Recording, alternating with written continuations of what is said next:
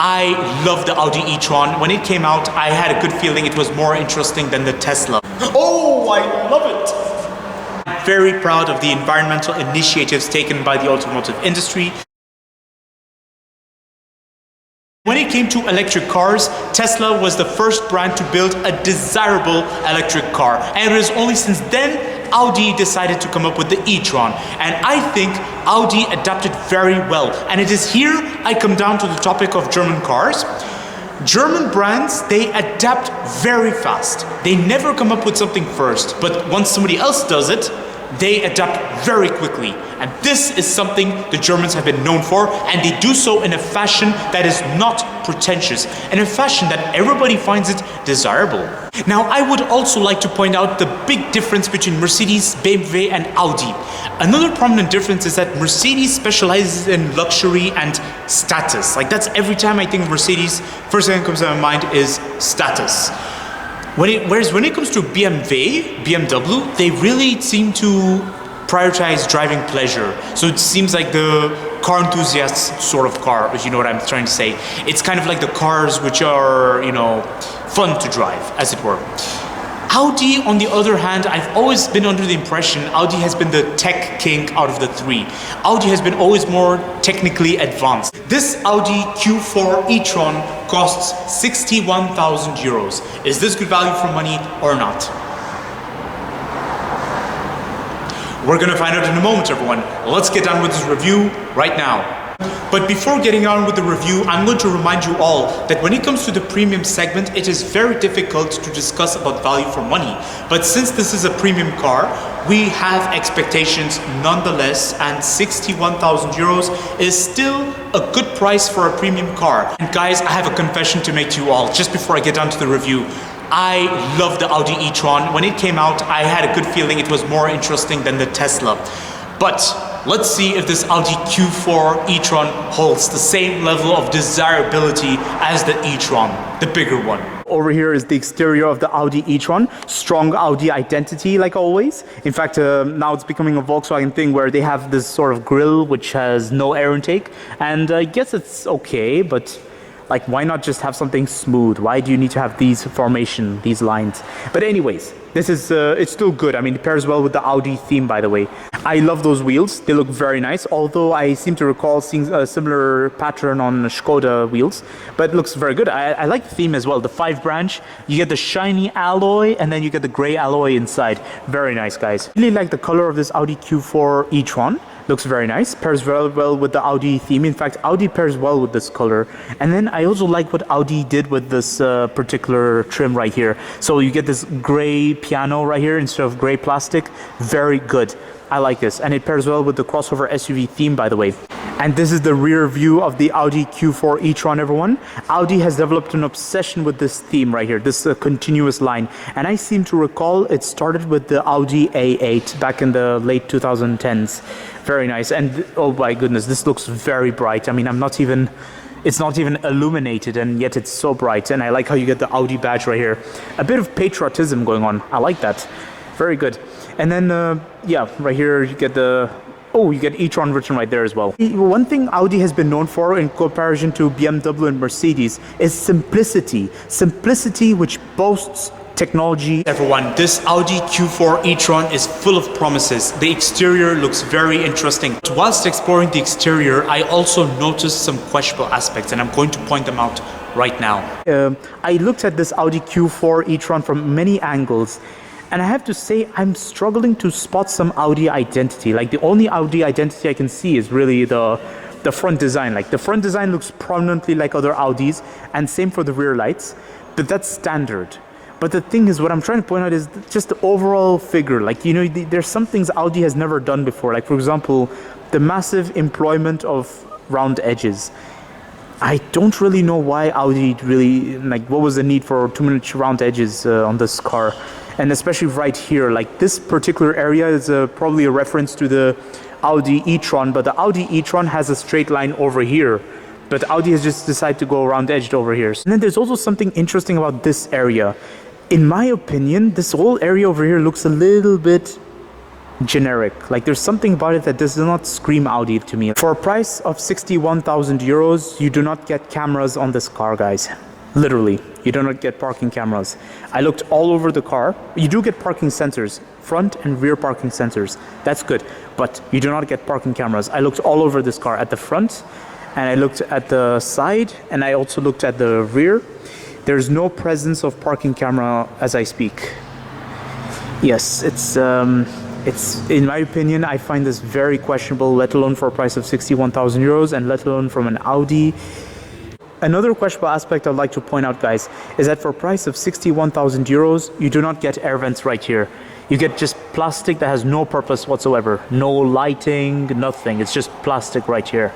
Time to explore the interior of the Audi Q4 e-tron. The differences that set Audi apart from BMW and Mercedes is the fact that Mercedes interiors tend to be very classy, you know, it tends to be all round edged, all leather, all, you know, they tend to be more luxurious and everything. Oh, it's too conspicuous. You can see it in Mercedes cars. Okay, I wouldn't go for the A-Class. I'm talking about the bigger guns, like the Mercedes E-Class and the S-Class and the GLE as well. They're SUVs, basically. Whereas when it comes to BMW, their interiors tend to be very driver-centric. So it's like everything faces the driver, everything is more driver-oriented, and more, it's like they tend to focus on the theme of driving pleasure, basically. And their interior, I noticed BMW has the best leather, like one of the best quality of leather. When it comes to Audi interiors, Audi has the most simple of interiors out of the three, but it tends to be technology. So it's like, you know, less words, more action. So simplicity, which boasts technology. The interior strongly reminds me of something I've seen of the Audi A3, or perhaps the Audi A2. I'm not sure, but it looks very familiar, guys. I mean, it looks very, like this whole area kind of reminds me of something I've seen of the A3. You all be the judge whether this is questionable or not, but me, like for a price of 50, you know, but for a price of 61,000 euros, I would have expected something a bit on the premium side. It's cool, and I think it's one of the largest steering wheels I've ever seen for a crossover SUV of this size and segment. By the way, the steering wheel has a hexagonal shape to it, so it's quite interesting as well. A reoccurring theme I've noticed about this interior is that everything is sharp-edged, guys. Everything. Like, look at it. Wow, I like it actually. I really do. And I really like the feel of the quality. I like the leather on the side. Very nice. And this is a nice door handle, by the way. Look at this. All right, let's think about practicality, guys. Oh, okay, nothing there.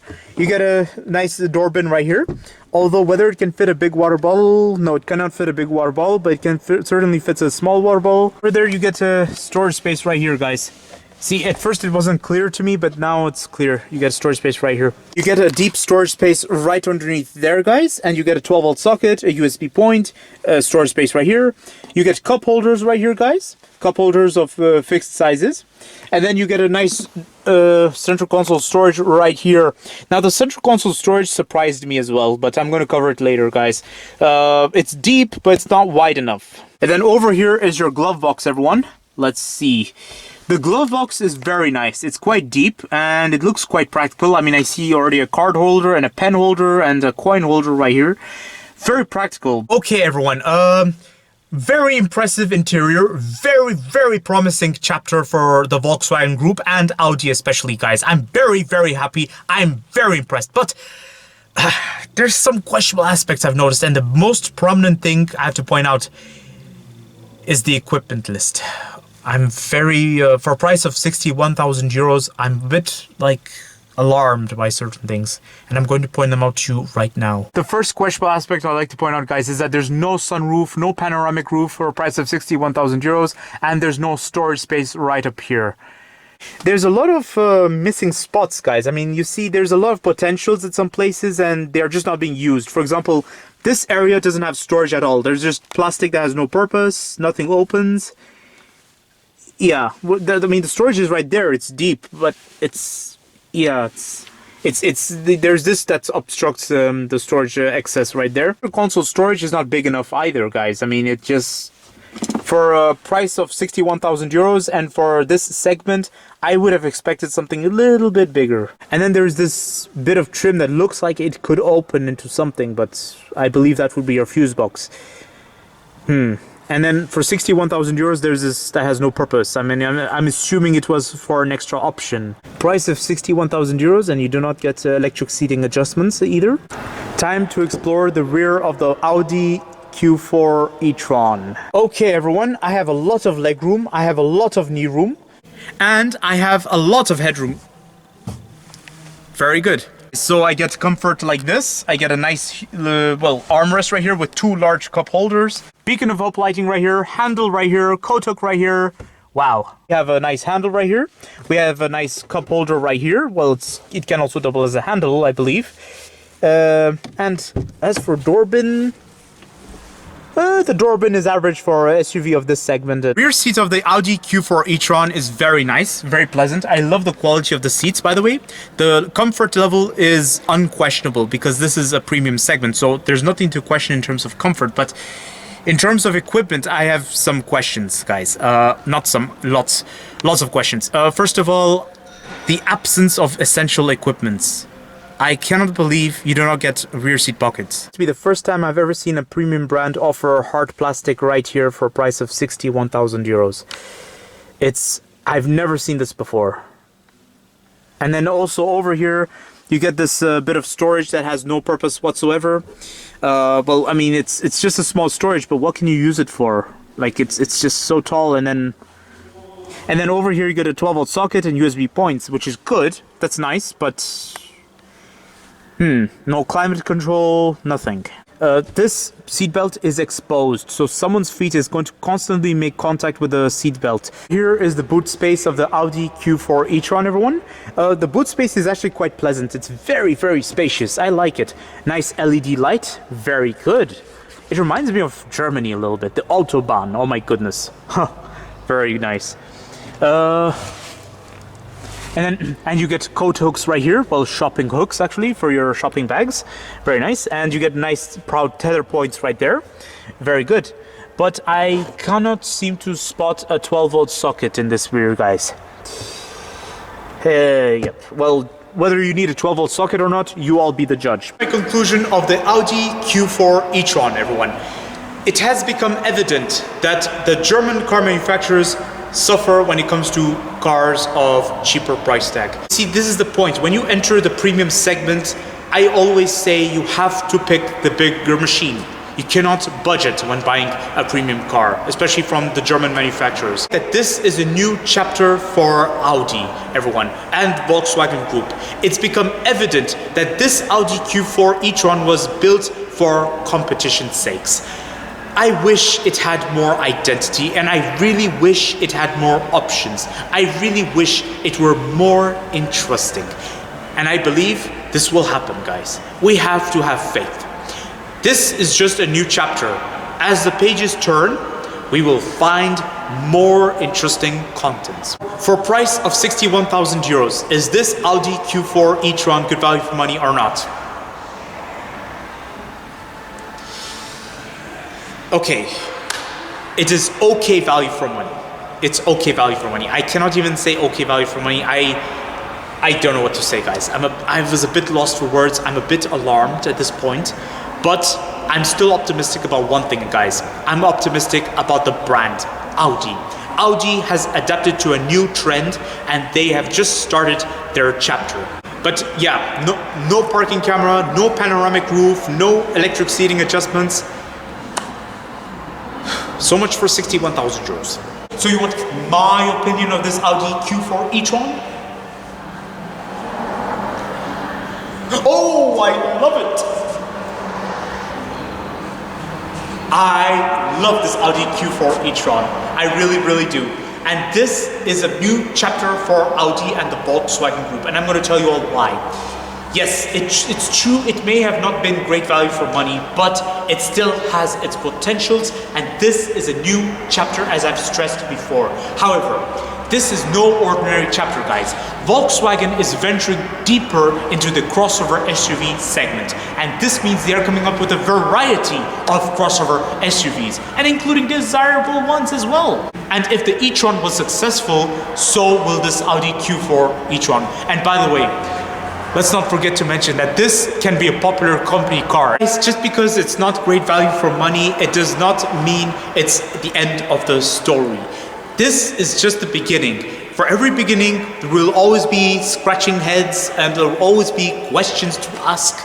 But as we progress ahead, we will have more answers to our questions. I am very proud of the environmental initiatives taken by the automotive industry, and the Volkswagen Group have been no exception. They've taken some steps ahead with electric cars, and they've been coming up with one of the most desirable electric cars in the automotive industry. And Audi has been the beginner in this. And this is why I say that, because when Tesla released the first desirable electric car, Audi was one of the first brands to step up, guys, and I really found it desirable. I'm still a big fan of the Audi e-tron, by the way. Don't forget to like, comment, and subscribe, and stay tuned for more videos that are on the run. And don't forget to check the links in the description for my car reviews, travel videos, and creativity videos.